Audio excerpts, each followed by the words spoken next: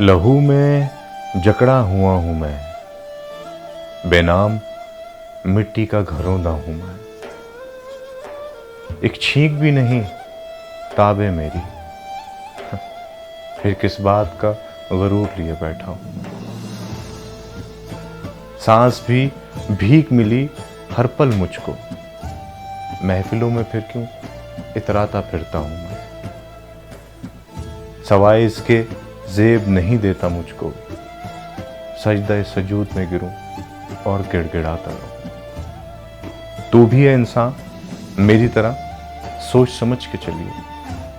वक्त से डरियो, दुनिया से मोहब्बत ना कर बैठियो।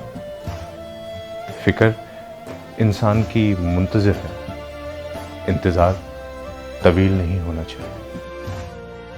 You are watching Ehsan Syed YouTube channel.